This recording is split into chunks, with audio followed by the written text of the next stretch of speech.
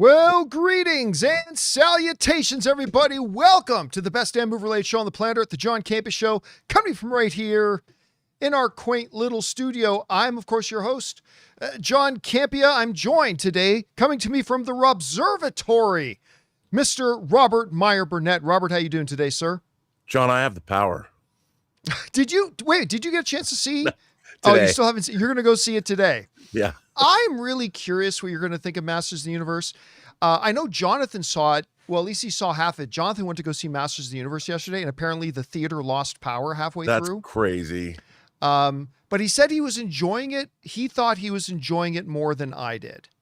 So, I mean, that's saying something, right? Like that's good, right? Yeah, I mean, I'm looking forward to it. I'm really looking forward to it. Going to the double feature, seeing Tuner, and then we're seeing Masters of the Universe. Well, I hope you enjoy it, man. I really do, because I wanted to like it more. Anyway, guys, the real reason we are here today is to talk about our favorite things in the world, movies and movie news, TV and streaming, and all that good stuff. We are so glad that you guys decided to jump on in and join us here today as we do that. And we've got a number of things we're going to talk about here today, so we're not going to waste any time. We're going to jump right into it with this. Sadly, we've got to start today's show with sad news, as news has come out that Buffy the Vampire Slayer and Ted Lasso actor Tony Head has died at the age of 72. Now, of course, he was Buffy's watcher in Buffy the Vampire Slayer, and then kind of had another resurgence in another big TV show, playing the evil X in Ted Lasso. And I mean, they're saying that he passed away as a result of complications of having pneumonia, which kind of came up out of nowhere. So, you know, if you're wondering, oh, why we never even heard he was ill, it sounds like it went pretty quickly. And, you know, it's not often if you're an actor, like less than 1% of actors in the world will have the opportunity to play a character that becomes a part of the pop cultural encyclopedia, right? And Giles in Buffy was definitely that. I mean, again, less than 1% of actors get to ever say that they were able to have that kind of a pivotal role. And everybody knows Buffy. It's even fewer then that get to go on and have another role in another touchstone kind of series. And Ted Lasso, I mean, you can say what you want about the morning show. Morning show is great, by the way, and it's won lots of awards for Apple and a lot of the other shows, but I would contend that it was Ted Lasso that really put Apple TV on the map. Like, they had a number of shows, again, some award-winning shows, some very good shows, but the one that, to me, in my opinion anyway, that really, really broke through was Ted Lasso. And of course, he was it. And in a show, by the way, that basically speaking, there's no villains in the show. Like, it's not about the good guys fighting the bad guys. Ted Lasso is a show about basically good people doing good things. And every once in a while they had an antagonist. And the one continuous antagonist through the series was, of course, Anthony's character as the X. And he gave such depth and a whole texture to that show that, Rob, he wasn't in every episode, obviously. No. But I would contend Ted Lasso isn't what it was if it wasn't for that character. I mean, obviously, he's not the most important piece. Many other pieces were, but he was a very unique piece of that show as really the only true bad guy they ever really had in it. And he was able to have a career in between Buffy and Ted Lasso as well. But again, really sad news to hear about that, because, Rob, when you look back at Buffy, he was the adult, yes. Right? He was the adult. He was the stabilizing factor of the show. Narratively speaking, when you needed exposition and you needed, for some reason, somebody knew what was going on, you had him. And he was kind of that stabilizing force of the whole show. So two very different characters in two very different series, but absolutely played the hell out of both of them. And he will be missed. Anyway, Rob, you heard about the passing of Anthony. What are your thoughts today? Well, you know, I really enjoyed his presence as an actor. And, you know, you bring up Ted Lasso, that scene in Ted Lasso, I've seen a million times when they're playing darts in the pub and Ted Lasso is talking about being curious. And And he said, he says, I grew up in a pub playing darts with my father, and you don't know that. And then he smokes him. Ted Lasso smokes him playing darts, and he goes, "It's better to be curious." But also, what I remember him for when he was in the Buffy musical episode, Once More with Feeling. Right. Darren Lynn Bousman, the director who had taken over the mantle of directing the Saw movies, Yeah. saw him. I've met Darren. Yeah. Yeah, put him in this movie called Repo, the Genetic Opera. Yeah, I remember Repo, the Genetic Opera. Yeah, and he's awesome in that. He plays like I want to say he repossesses organs or something, and it was a wacky role. I mean, that if you haven't never seen my friend Spooky Dan, it's like he was the spokesperson of Repo, the Genetic Opera. It's wild. He's great in it, but he had a quiet grace to him. And even when he was in Ted Lasso playing a dick, he still had that grace. I don't know if it was just the way he held himself and his voice. You know what it was commanding, yet he had quiet authority. To your point, and I love that you brought that up, because there are often movies or shows where they have a villain that's supposed to be like very hard to resist, extremely charming, but you watch as an audience member and you say, I wouldn't buy into this guy. When he was on Ted Lasso and they show him to clearly be a dick, but then when he's with a character that he's trying to, suave, when he's trying to talk them into his thing, and you're watching, you're like, yeah, he's playing this in such a way that I totally buy. You would be won over by his smoothness. And he was able to do that in the show, switching quickly between being this very charming, smooth, rich dude, and then 5 seconds later in the scene be an absolute prick. And he was able to do that. And we certainly have lost something and someone special. Anyway, guys, question is for you. What do you think about this? When you think of him, what are going to be the show, the role that you think of the most? And as a couple of people of you guys in the live chat has pointed out, it's really been a rough year for people who are Buffy fans because they lost the one cast member a little bit earlier. Then the relaunch of the show got canned. And now this, of course. Whatever you guys think, of course, jump down to the comment section below and let us know your thoughts. All right, guys. With that down, let's go on and talk about this. Well, AI is a giant topic in culture as a whole, but specifically when it comes to the entertainment industry, and how will it and will it not be used and applied? As a matter of fact, the big strikes of the actor strike and the writer's strike a couple of years ago, certainly not the only issue, but one of the main pillar issues of that was the unions wanting to have some firm controls over how much AI can actually be used. There was some talk about the fact that Matt Damon and Ben Affleck have kind of put some venture capital into an AI company. But now the biggest thing of them all, Martin Scorsese. Like, I don't know that you're talking Scorsese, Spielberg. I mean, there's not much names bigger than that or more influential in the space. But Martin Scorsese has now come out and he said he is going to start using AI. As a matter of fact, he's become an advisor, a board advisor for an AI company that he says he's going to be using. Now, not for making the films, but he says in the pre-production stage, particularly when it comes to storyboarding, he's going to use that. Anyway, the folks over at Variety write the following. This says, could the next Godfather or Goodfellas be fully made with AI, or perhaps the next Wolf of Wall Street? Martin Scorsese likely wouldn't do that, at least yet, but the 83-year-old Oscar-winning director has become the latest auteur to embrace the technology after he joined the German AI firm Black Forest Labs as an advisor. Scorsese is the highest profile filmmaker to embrace the technology, roiling many of his Hollywood peers and potentially representing a paradigm shift in how the film industry accepts its use. Now, in the interview that they did with Scorsese, he pointed out very specifically that the way he envisions this, he says, look, it's always been difficult for any creator to make that transition from the concept into a head into then visualizing it onto a page, right?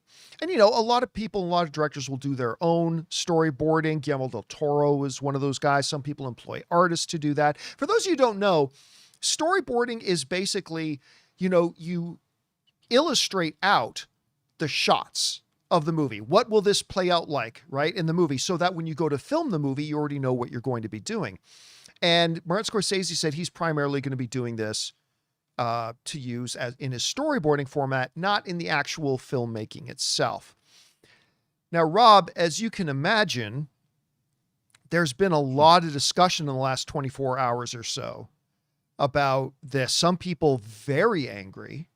I've seen even on social media, like people who are huge Martin Scorsese fans lamenting, saying, I almost cried because, this is going to take jobs away from storyboard artists and, below the line people who work in pre-production and all that kind of stuff. And as we've talked before about AI in filmmaking.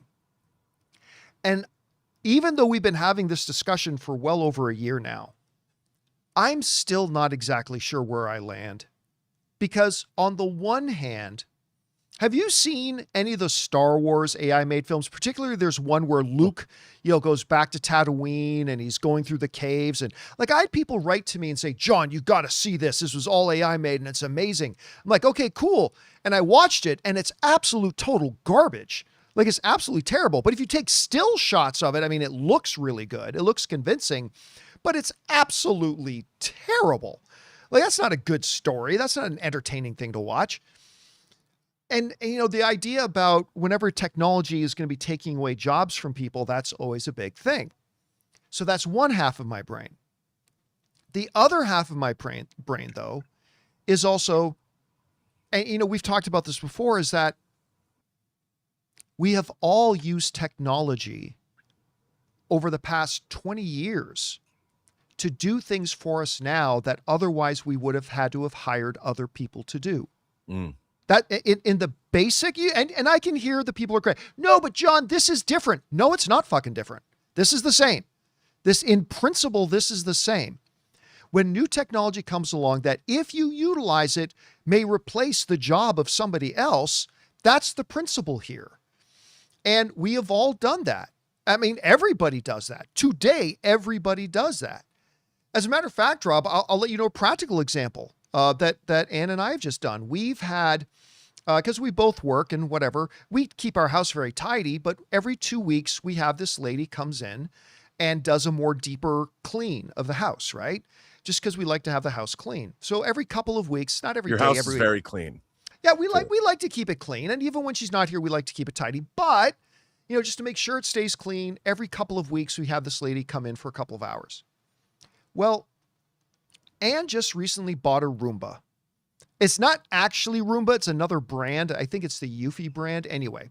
But she bought one of these automated little vacuums that will go around the house and, vacuum and mop the floor and clean up all the dog hair because our dog sheds a lot.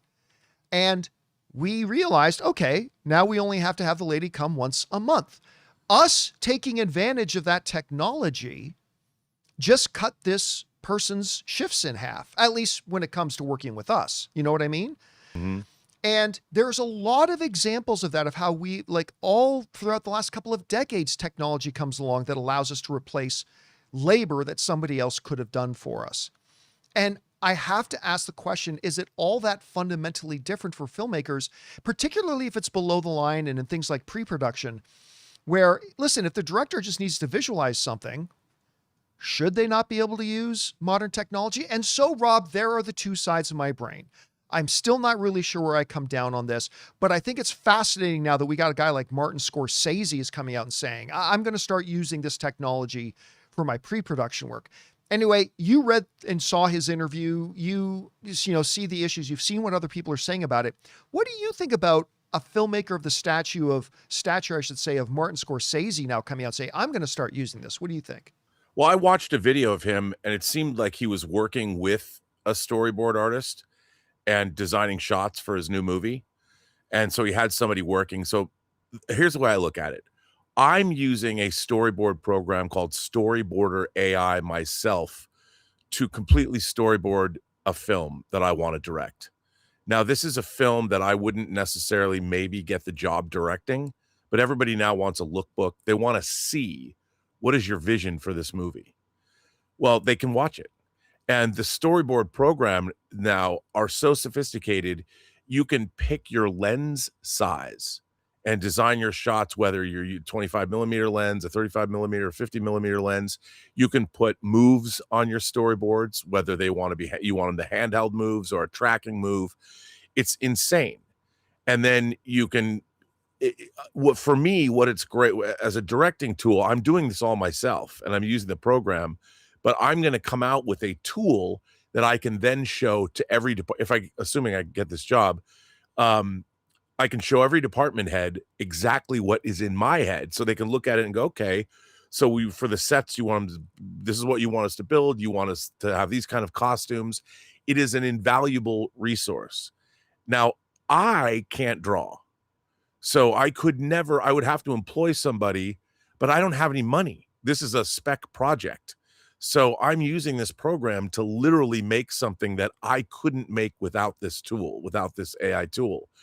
But I'm not taking anyone's job away, because it would never have gotten done unless somebody had given me seed money to pay a storyboard artist. But I can also, it's what's in my own head. And like you pointed out, John, when nonlinear editing software came out, I'm specifically speaking of the Avid, in the mid 90s, I taught myself Avid. I was working at an ad agency and I became an Avid editor, and I specialized in editing low budget first time directors' features. I could never have done that without the computer technology. Never. And suddenly I became a one-man band editing these low budget movies, and I was able to provide a service that was much better than a lot of these directors would have got, because they had low budgets, and I was willing to work on a low budget. But it was that new technology. And sure, did I need an assistant editor? I didn't. I did all the work myself. And so theoretically, yes, we put out of work an assistant editor, but these people didn't have the money to pay assistant editors anyway. So I ended up learning using this new technology, and I see AI technology. I'm not interested in seeing finished content produced by AI. I still think that the human element is going to make something better than if you're just using the AI programs, because the AI programs are only going to give you a median. They're going to give you a median between this or this, but it's the human element that makes something special, that gives that, a little pop, a little pizzazz, a little jazz, if you will. So I think AI used as tools can be very effective, and I don't know why anybody wouldn't avail themselves of it, because it'll streamline the production process, it'll bring down the costs, and it'll allow filmmakers. I mean, look at Kane Parsons, who made Backrooms. He was using digital technology to make his Backroom shorts by himself, and he was able to parlay that into directing a feature.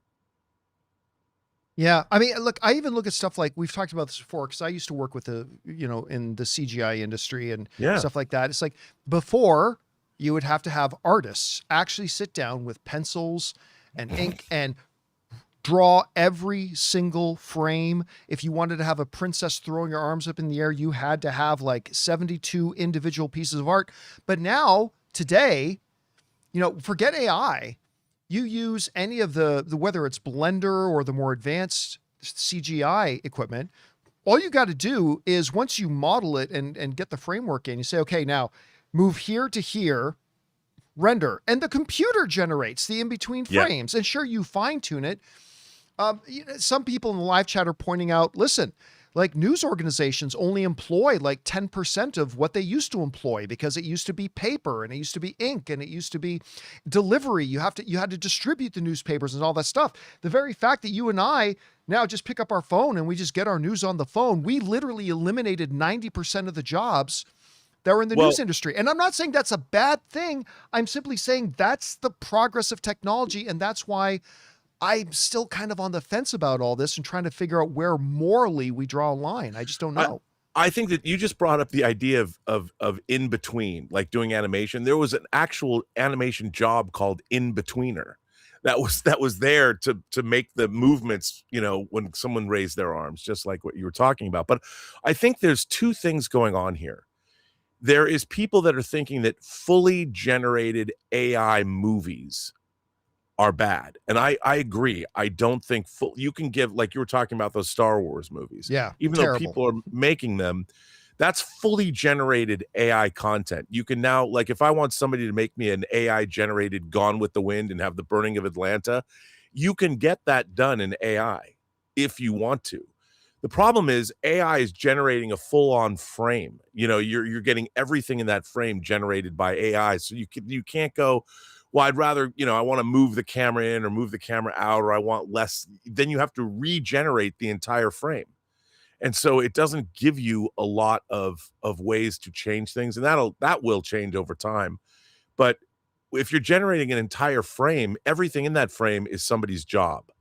You know, the production design, the props, the actor, the special effects, all of it, camera people.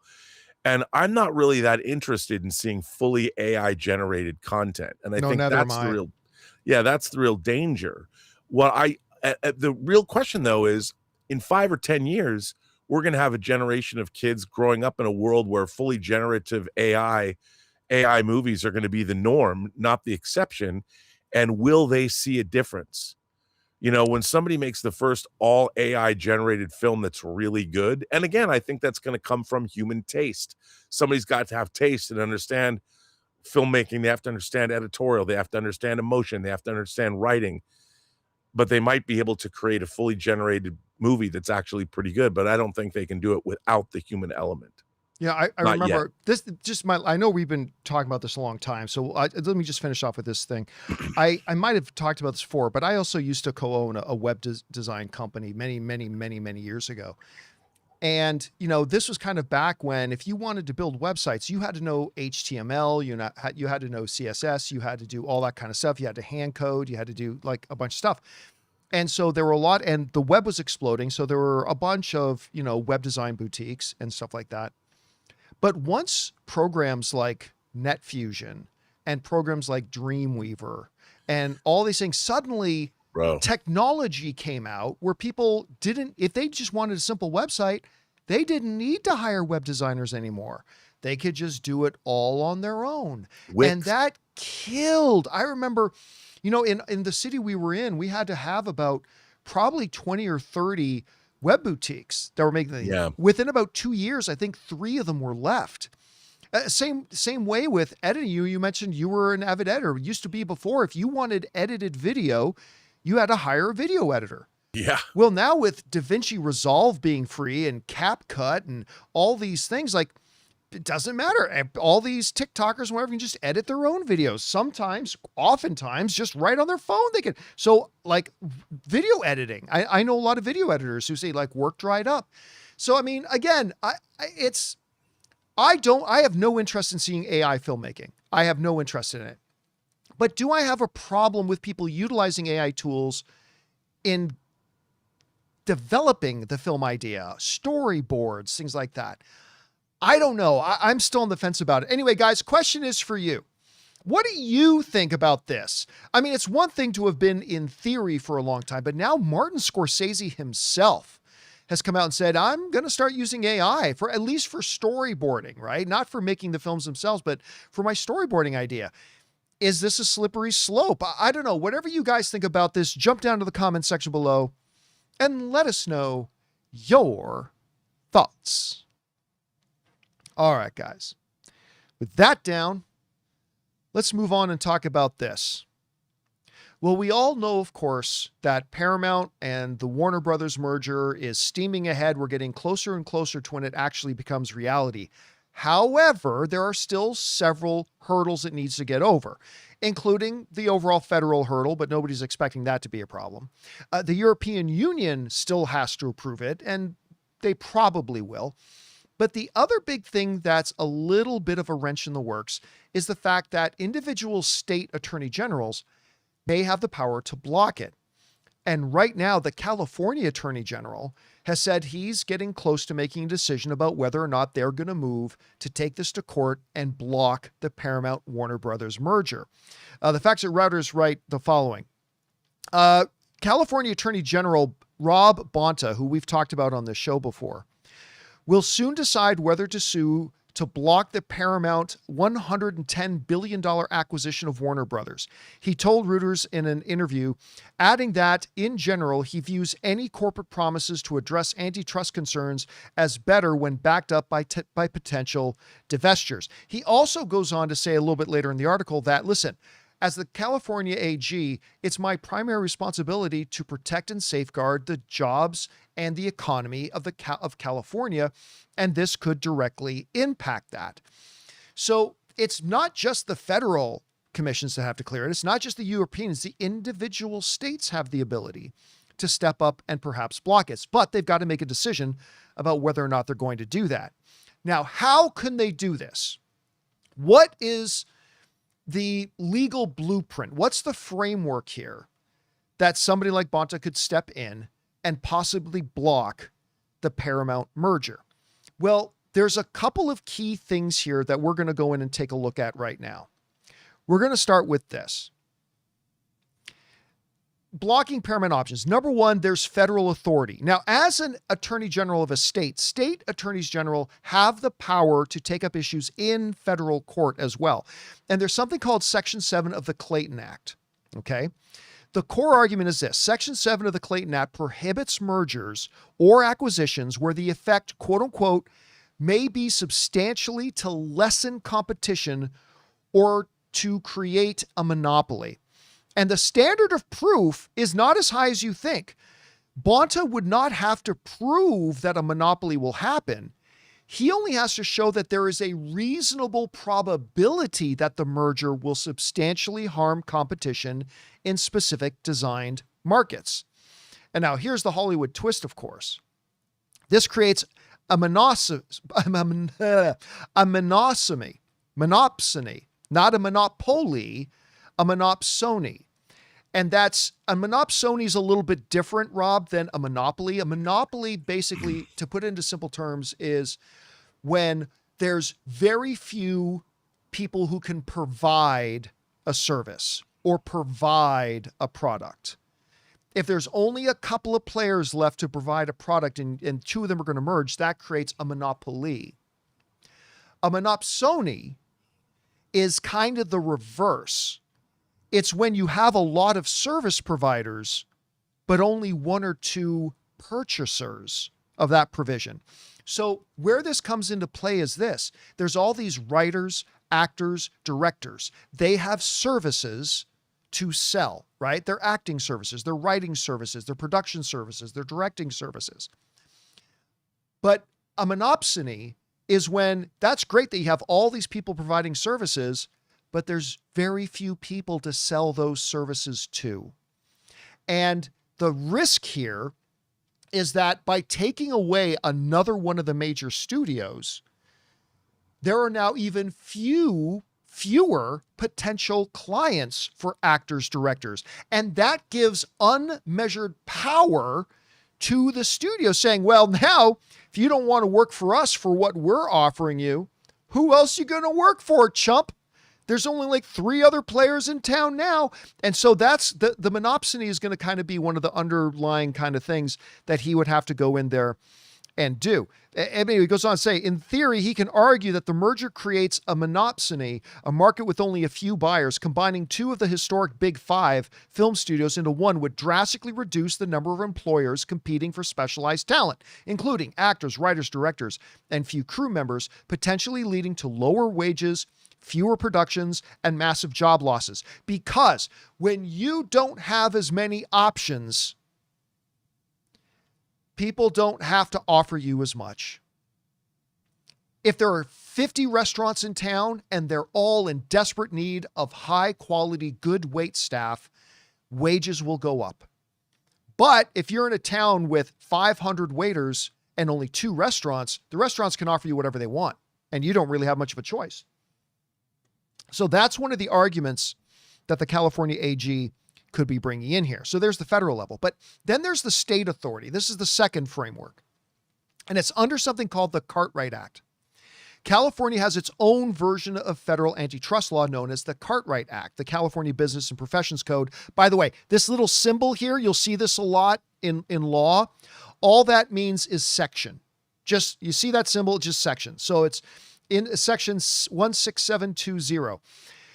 It's got broader protections than the federal laws do, okay? The Cartwright Act is often interpreted by California courts as being even broader and more protective of competition than the federal Sherman or the aforementioned Clayton Acts.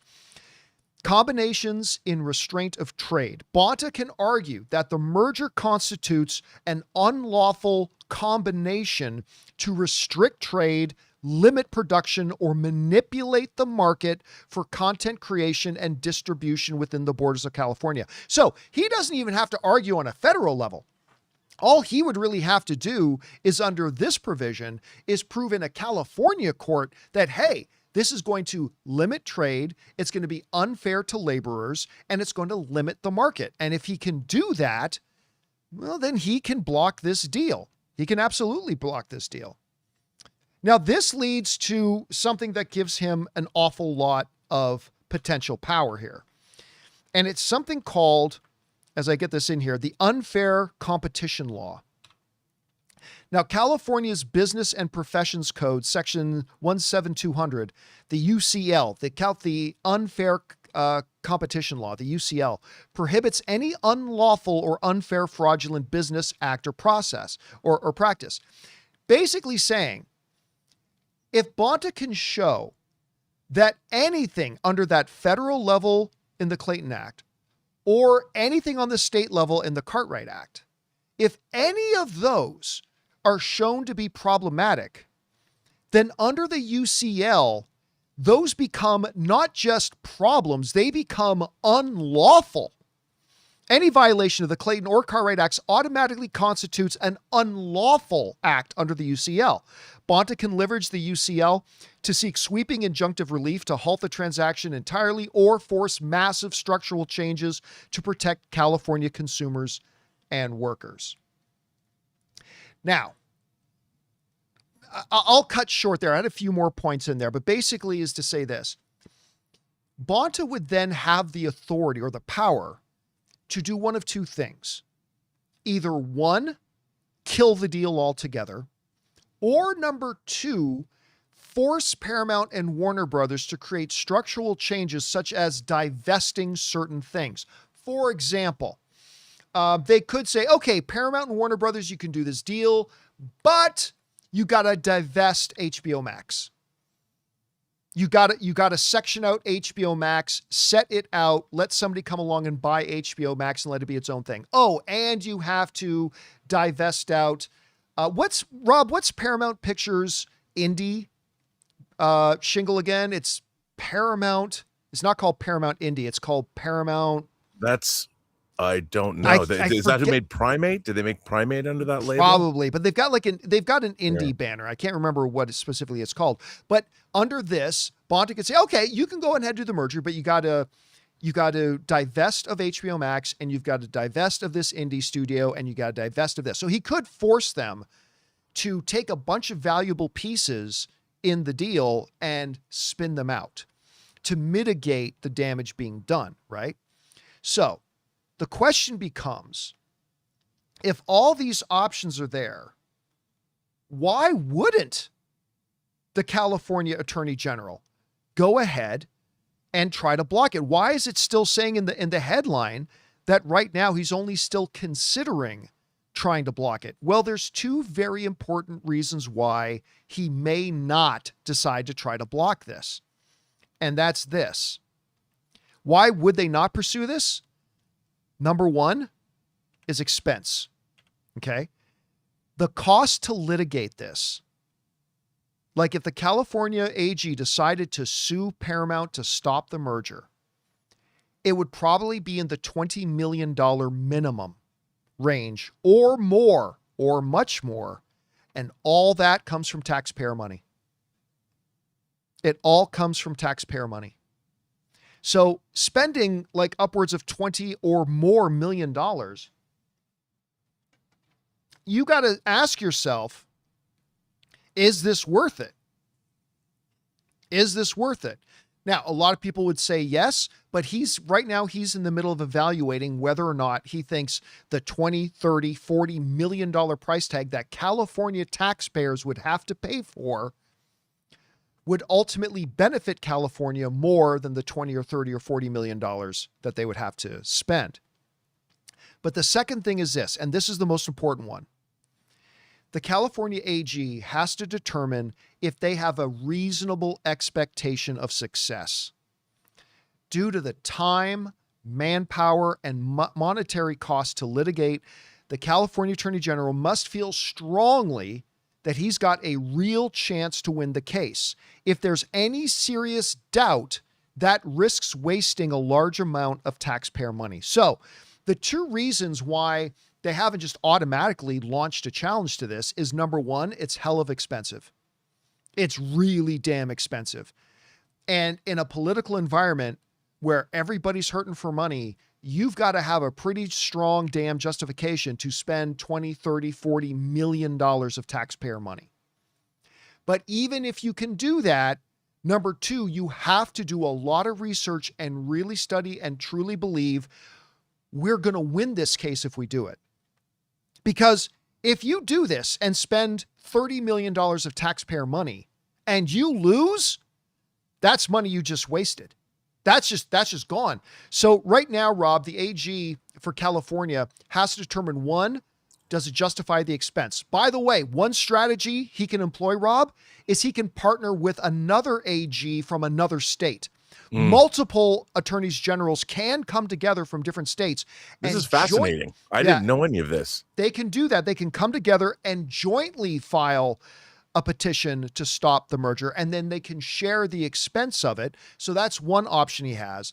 So number one, he's got to decide if it's worth the cost, and can he get other states' AGs to come on board and partner with him in going after this merger. And then number two, if they do it, understanding the law and understanding whatever arguments Paramount may bring to the table, do they have a more than reasonable chance of success? Because if you say no to either of those two questions, no, it's not really worth the money, or no, we don't really have a better than 50% chance or a better of 70% chance of winning.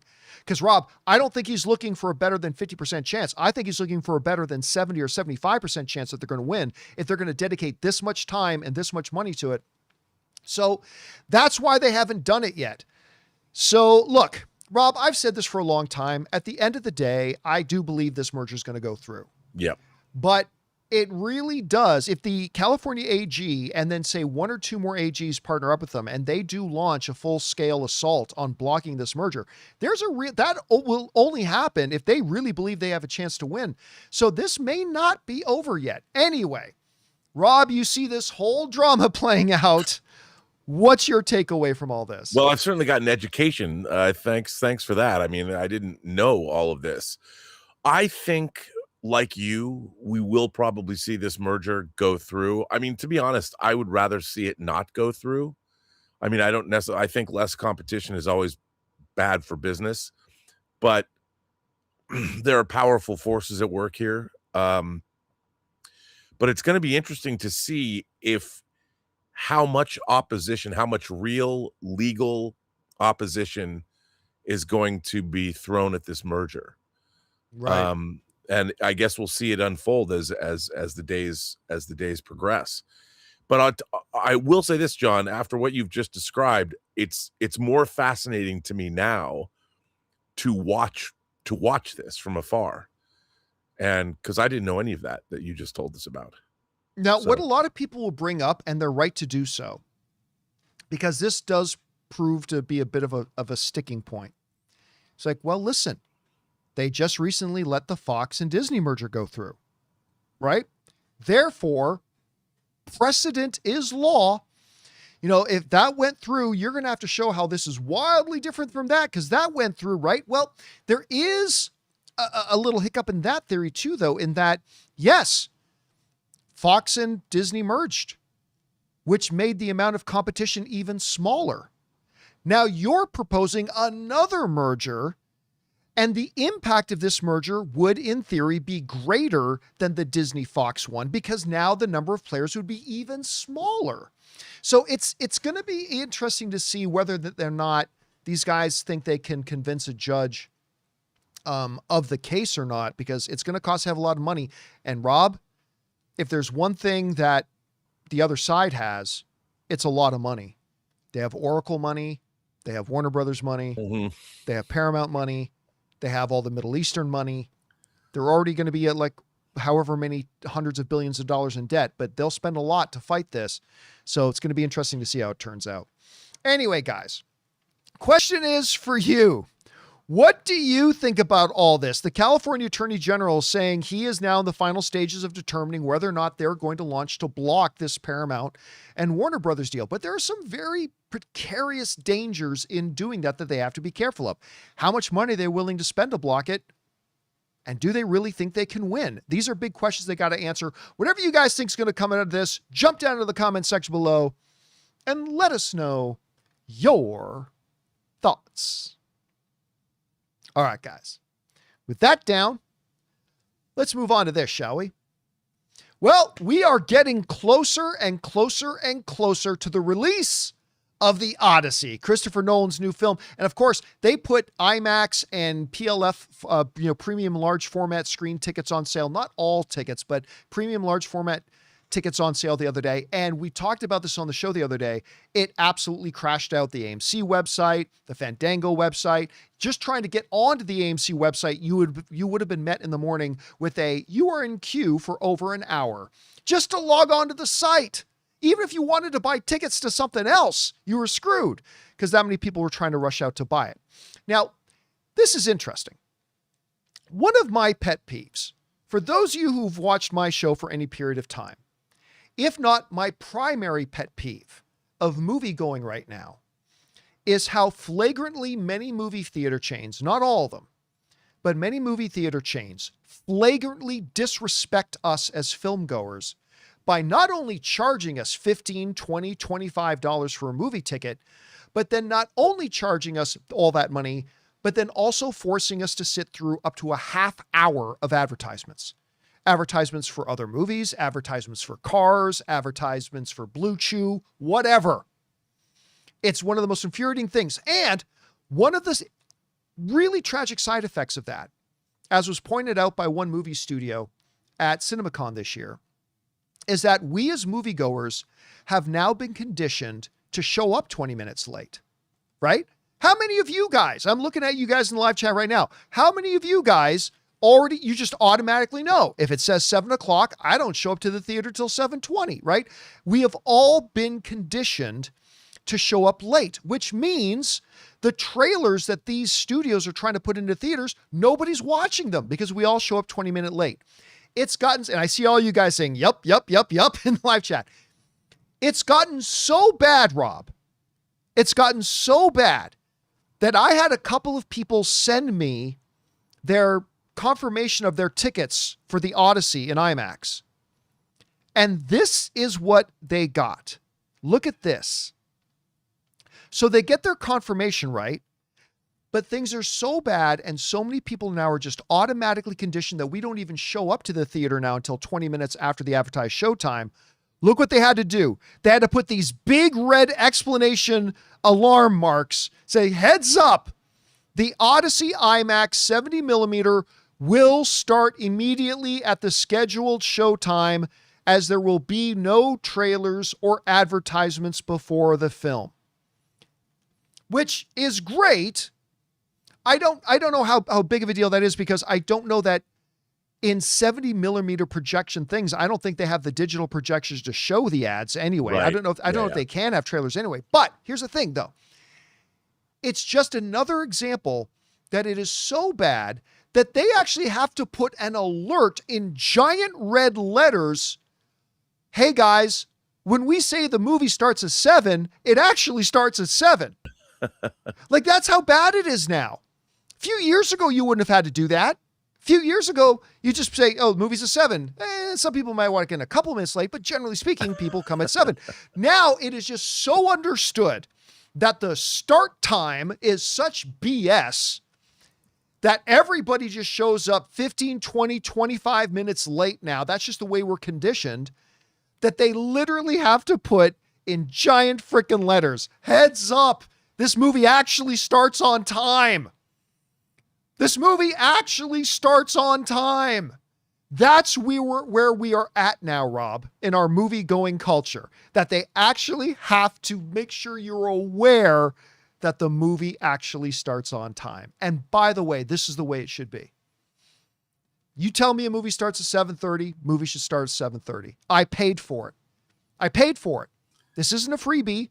You didn't let me, again, like I said, like the internet, if I visit websites for free, I totally accept that you put in advertisements on it. I get it.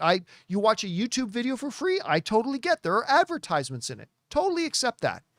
But when I'm paying $22 to go see a movie for 2.5 hours, I shouldn't have to be force-fed ads at that point. Anyway, Rob, you saw these tickets, and like I said, I've had a couple people send these to me. What does this say to you about where we are at right now in the culture of our movie going? Well, it seems that what's weird is that obviously the theaters or the business is aware of this, and they'll make an exception for the Odyssey. Well, why don't they do this with every movie now? Why is it just the Odyssey? I mean, I get it because of the length and everything, but it would be nice. It'd be nice to see this across the board. And again, I don't think you and I object to seeing trailers. Show me 3 trailers. Do it what they did it at the ArcLight. 3 trailers and you're into the movie. I think everybody can go with that. So I do like the fact that maybe this is just the beginning of a sea change in what the theaters want. We've seen people, we saw somebody at CinemaCon, somebody big say, no more trailers, stop with all the nonsense. So maybe we're seeing real change here. And the Odyssey is the movie to do it with because there's some clout. I so agree with you about, look, you made a documentary with me about movie trailers, yes. Right? We love movie trailers, but we love them. Like when I used to go to the ArcLight cinema where they had the rule, Gray Drake was telling the rule amongst the staff was 3 trailers and the movie. When 7 p.m. hits, 3 trailers, then the movie. I was never late. If the movie was 6:45, I would be in my seat at 6:45 because I'm going to see 3 banging trailers. That's going to be 6 minutes. And then I'm going to be right into the movie. And I love that. And again, I just find it funny that we are so far gone from that reality. And that so many of the audience are now so conditioned that none of us show up on time anymore. That when they actually have a movie, the Odyssey, that they are actually going to play on time, at least in the IMAX screens, they have to put these giant alerts because they know no one's going to be there at 7:00. No one's going to be there at 7:00. The movie's going to start and there's going to be 6 people in a 300-seat theater. So hopefully a lot of people will not miss the first 15 minutes of the Odyssey because they just assumed there was going to be 30 minutes of trailers. Anyway, guys, question is for you. What do you think about this? They're saying now on the confirmation page for a lot of the theaters with the IMAX screens, at least, they're saying, listen, the movie's actually going to start on time. You might actually want to be here when we say the movie starts. So whatever you think about all that, jump down into the comment section below and let us know your thoughts. All right, guys. With that down, let's move on and talk about this, shall we?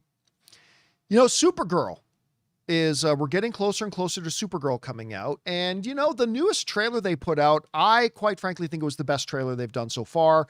I kind of feel like this is the trailer they probably should have let out with because there's been, okay, like one of the trailers they've already put out was better than the other, but this was clearly the best one. So I'm getting a little bit more excited for it. Anyway, Deadline ran an article talking about Supergirl. And in this article on Deadline, they dropped this little piece of information that a lot of people have been talking about online, and I thought we should address it. And that is the cost of Supergirl, but more importantly, what is going to be that magic break-even number? How much money does Supergirl need to make at the theaters in order to break even? Deadline says this. They say Supergirl cost, we hear that Supergirl cost $175 million to make, which is right around where I've heard as well. I mean, it wasn't exactly 175 that I heard, but it's right in that ballpark. 175 million net before global P&A, spend with break even being at $315 million global box office. Break even being at a $315 million global box office. Okay. Far be it from me to criticize the wonderful work of the people over at Deadline, but that is pure fiction. That is pure fiction. There is no chance in hell that Supergirl only needs $315 million to break even. Because if it were, that means Supergirl, if we go back over to the classroom here, would have spent only $30 million on marketing. Because remember, to figure out, generally speaking, okay, this isn't a science, but the art of it is this: to roughly figure out what the break-even point of a movie is, here's your formula.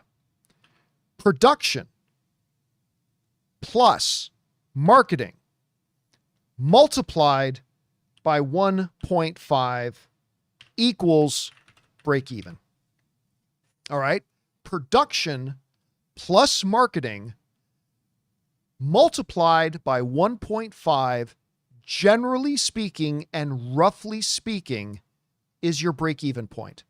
So theoretically, if the movie cost $100 million to make, and so let's go theoretically, $100 million to make plus another $100 million to market, that equals $200 million. All right. Then you multiply that by 1.5 and you get your break-even point of $300 million. Okay. So that's roughly it. Understanding this calculation, if Supergirl cost $175 million to make, for the break-even point to only be $315 million, then again, that would mean that Supergirl, cost 175, and it would mean the marketing only equaled $30 million. And listen, Warner Brothers and DC are not breaking the bank on marketing Supergirl, but they are not only spending $30 million. The only way for the break-even point of Supergirl to be $315 million is if the marketing spend was only $30 million. And guess what? It didn't cost only $30 million. So this number that Deadline is throwing around, again, I'm not trying to crap on Deadline. I love Deadline. I think they're one of the absolute best outlets out there. However, I for the sake of, I see a lot of people online talking about this. What I have heard is that the actual marketing budget is right around $70 million. That's what I've heard. Okay, that's the number that was spoken to me. I cannot independently confirm that 100%, but I know they did not break the bank on the marketing. From what I understand, they did not get close to the $100 million mark. From what I heard, it's around the $70 million mark, which means Supergirl's break-even point is closer to $370 million, which is significantly more than 315. All right. By the way, our friend X-Men Superfan just sent in 10 gift memberships. Thank you, X-Men Superfan. Appreciate that very much. Yeah. I mean, listen, it would be wonderful. It would be great if the break-even point of Supergirl was actually 315, but I don't know how Deadline came up with that number. The reality is, if the information I was given, which I believe is correct, is that the marketing was right around $70 million, then that means that the break-even point is actually a much more substantial $370 million. You're roughly needing to make a Black Adam here for this to break even. Now, Rob, I think this is doable. I think the break-even point is significantly bigger than what Deadline is saying it is. but I still think it's doable. I've never thought Supergirl was going to be a $700 million movie. It is a B-level derivative character. It's not Superman. It's not Batman. It's not even Wonder Woman. It's a B-level derivative character. I've always said this is not going to be a $700-800 million film. But I do believe even at the higher break-even point at something like 370, I think if this movie's good, and we're going to talk about the first reactions that I've been having come to me out of the screenings that were done over the last 48 hours. If the movie's good and people enjoy it and then get some positive word of mouth, I don't see any reason why 400 to 500 million isn't on the table.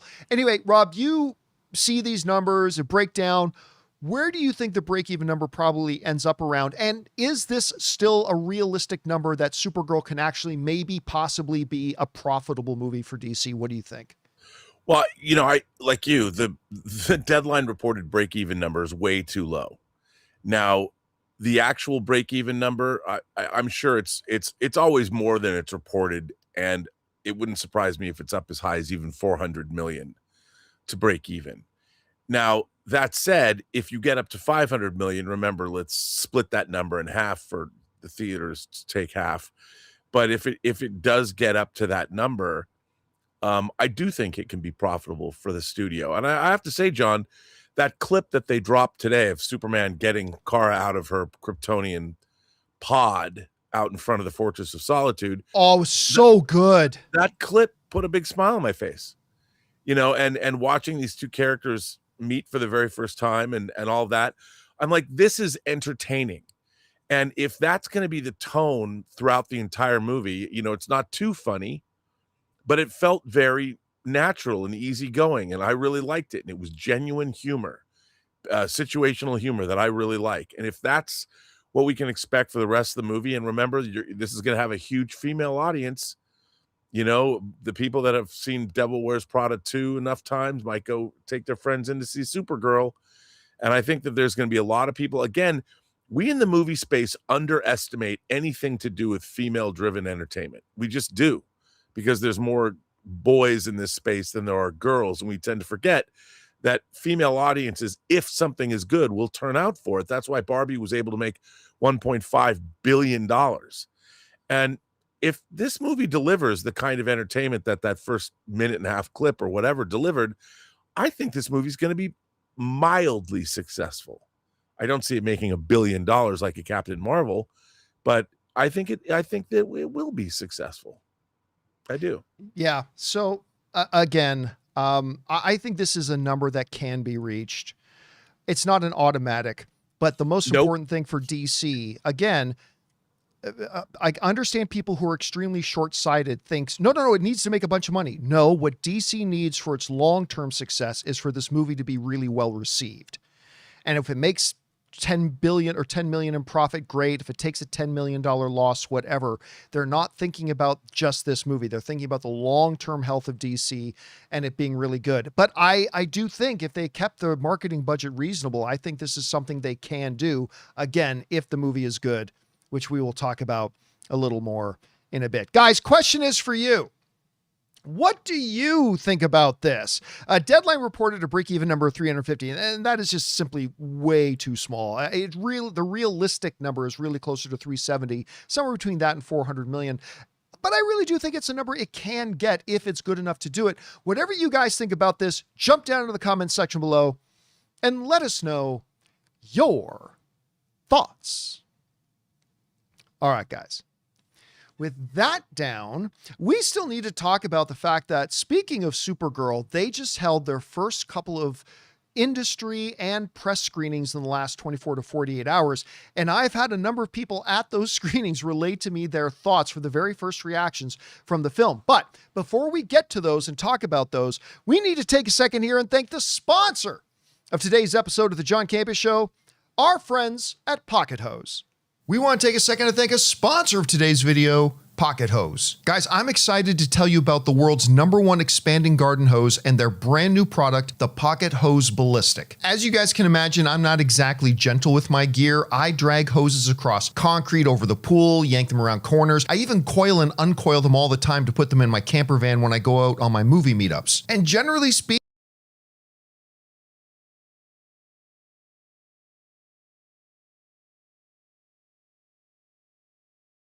easier. One of my favorite things is how simple it is to use. You turn the water on, it expands. Turn it off, it shrinks right back down to pocket size. And it's reinforced with a liquid crystal polymer, the same kind of material used in bulletproof vests. Plus, it comes with the pocket pivot, which gives you 360-degree rotation at the spigot so it moves with you instead of fighting against you. And now, for a limited time, when you purchase a new Pocket Hose Ballistic, you'll get a free 360-degree rotating pocket pivot and a free thumb drive nozzle. Just text Campea to 64,000. That's CAMPEA to 64,000 for your 2 free gifts with purchase. Text Campea to 64,000. Message and data rates may apply. And thank you to our friends at Pocket Hose for sponsoring today's episode of the John Campea Show. All right, guys, with that down, let's move on and talk about this. You know, Supergirl, which we were just talking about with his budgeting and all that kind of stuff. But the really important thing about Supergirl, of course, is the movie any good? Well, in the last 24 to 48 hours, the studio's done a couple of press screenings and industry screenings of Supergirl. Now, the review embargoes have not yet lifted. I don't think they're going to lift for a number of days. However, you know who hasn't signed any review embargo? This guy. I have signed no such agreement. And I've had a few people get in touch with me over the last day or so, letting me know their thoughts on the new Supergirl film. And they range a little bit. They're all positive. One not quite as positive. So I heard, Rob, from 3 different people who have seen Supergirl now in the last 24 to 48 hours. And 3 different responses. 2 of them very positive. 1 of them pretty okay. Here's how it broke down. The first person I'm going to let you know, take with a grain of salt. Because the first person that got in touch with me about having seen Supergirl is somebody in the studio system. Now, they're not somebody who has worked on this film. They never saw anything about it before. They got to see it. And so do take with a grain of salt that this is somebody in the studio system. So take that as you will. They certainly have not liked everything the studio's done, but they said this: pure excellence. They said they loved it. They said they were absolutely thrilled by it, entertained by it. They can't imagine that it could have been any better.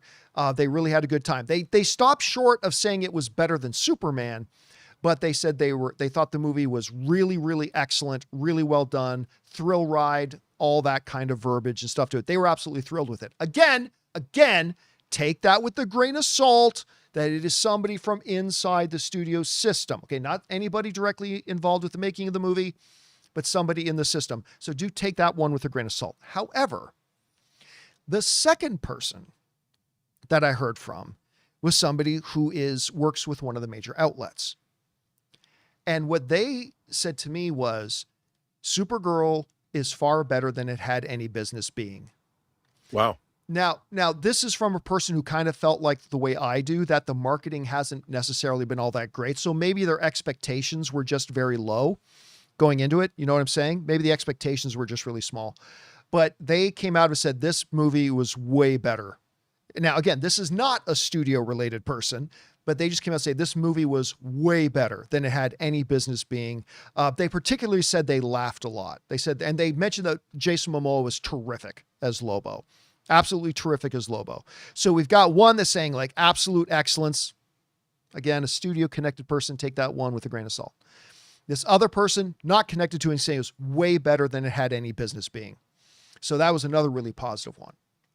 The third person I spoke with also worked for an outlet, and they liked it, but it was a little bit more tempered. Their basic feeling was it's okay. It's pretty good. It's okay. Like they weren't thrilled with it. One of the things they mentioned to me, Rob, that we've heard a lot of people saying that they've been concerned about.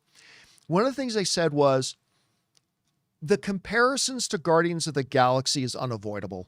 And I know a lot of people have kind of thought that just watching the trailers, but they said, yeah, watching the movie, the comparisons to Guardians of the Galaxy are going to be absolutely unavoidable. They said that's not necessarily a bad thing because James Gunn made great Guardians of the Galaxy movies. But this is, of course, Gillespie. It's not James Gunn. They said that's going to be a little bit unavoidable. And sometimes that works really well, and sometimes it doesn't work really well. They thought at times while the action they thought was absolutely terrific, and they thought Kara as a character was really well done. They're actually really excited to see what they do with Kara moving forward.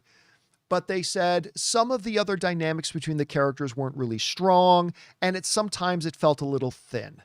Which is a phrase I use a lot, but they said it actually at times the movie just felt kind of thin. So they said, yeah, I still liked it. It was okay. Action's fantastic.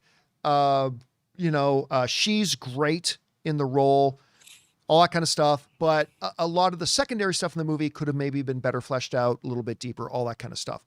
So altogether, I got the reactions from 3 people who've seen these screenings in the last 48 hours. 2 of them thought it was fantastic. One of them, you have to take with a grain of salt, a little bit of an asterisk there because they are somebody in the studio system, but still they loved it. One person from a major outlet really enjoyed it, saying it was far better than it had any business being. And then a third person saying, it's pretty good. It's okay. It's okay. They certainly did dislike it. They enjoyed it, but it has some. So out of the 3, Rob, overall, it seems to be skewing pretty positive, which is good to hear. Now, again, this is the director. Correct me if I'm wrong. Not only did he do I, Tonya, but I think he also did Lars and the Real Girl. Did he not? I believe so. Yeah, maybe you can look that up because this is a heavyweight director with Gillespie directing this. So he brings a great pedigree to it. He knows how to do dialogue. Yep. So he did do Lars and the Real Girl. He has made fabulous movies. He did Cruella and Cruella 2. Oh, he did Cruella. You know what? I think I did know that. I totally forgot about that he did Cruella. You know what? I really liked Cruella. I really liked it too. I was surprised that I liked it, but I was really quite taken with Cruella. So anyway, Rob, you're hearing what's been passed on to me about Supergirl. I think they're going to officially lift the review, the initial social media embargo early next week, I think. The reason they're not letting the people drop their reactions now is because they're doing the press junket stuff this weekend. And so if you're going to go and cover the press junket, you have to have seen the movie first. So they needed to show the movie to these people first so they could do the press junket. And then I believe it's early next week that they're going to lift the social media embargo. Now, for me, it's only been 3 people. The tone might be very different after we've heard from 50 people. But so far, so good. It sounds good. Anyway, Rob, with all the stuff that I've been told, how's this measuring up to where your expectations are? And where are your expectations right now for Supergirl? Well, I'm curious about this movie from the perspective that James Gunn said, look, we're not moving forward with any DC material unless we really like the script. And I've always been fascinated by the fact that this is based on the Tom King Woman of Tomorrow comics, which I liked. And that they had obviously a great script, great screenplay adaptation of this. So from that perspective alone, I'm interested. I enjoyed the source material. I like Gillespie as a director. Obviously, both Cruella and I, Tonya were female-centric films. And I think he has a great way of creating indelible female characters, which is probably one of the reasons they picked him to direct this film. And so it doesn't surprise me to hear that Kara is a great character. And I really like Millie Alcock as a presence. We all thought she was fantastic, obviously, in House of the Dragon. I think I like kind of the offbeat choice of her playing Supergirl. And, we'll see. I'm looking forward to this movie. I've always looked forward to this movie. I wasn't, very enamored of the clip they showed at CinemaCon. I had some issues with it, but I love that clip this morning of her arriving and meeting Superman. And it was so charming. It was so charming. And he's so good as Superman. I mean, before, look, I wasn't as big a fan of the first Superman. As a matter of fact, I was expecting a lot more. I thought we'd get, and I think that there was probably a longer version of Superman that I would have liked more, but they had so much that was going on. That probably was 3 hours long or something, but he is great in the role. Yeah. And he was so, like you said, he's so charming. So I'm looking forward to this movie. I'm not going to lie. I'm looking forward to it. Why wouldn't I be? I'm a lifelong DC fan. The last time we got a Supergirl movie was 1984? Oh, and it's been a while. It's been a while. It's been a minute. So I'm looking forward to it. I want to see it. I can't wait. I'm so glad you brought up that little clip. For those of you who don't know what we're talking about, they put out a new clip of Superman today that it's clearly Kara arriving on Earth. She's still in her pod. She crash lands right near Superman's Fortress of Solitude. And, the thing opens up and Superman's there to help her out. And she doesn't know English yet. So she's speaking in Kryptonian. And it's so great. So Superman doesn't understand Kryptonian, right? And there's this great line. And you're so right. Corn Sweat plays it so golly gee perfect Superman. Just perfect Clark Kent. He's like, oh, I'm sorry, I don't know it. Well, you'll be safe. Why am I talking louder? It's just the timing of it is just so great. And then, the one big issue, I like the Superman outfit, but you guys know, I do not like the red underwear on the outside of the suit. I much prefer Henry Cavill's suit without the red underwear. Whatever, that's just me. I don't like it.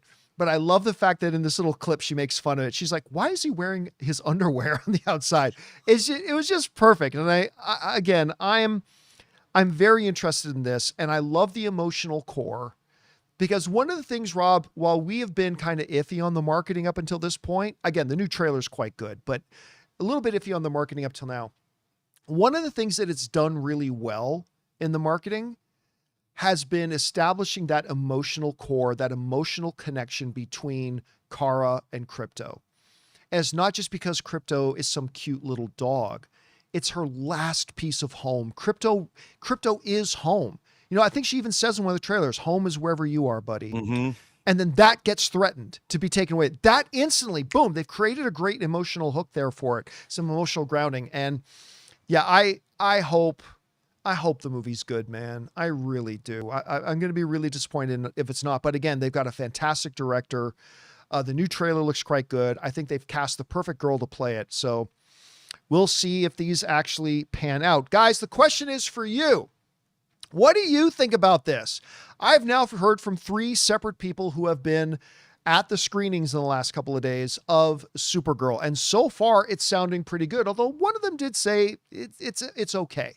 So it's pretty good. It's okay. Other 2 seem to love it. What do you think we're going to hear once those first reactions come out? The embargo is still in place. We'll see what comes out from there.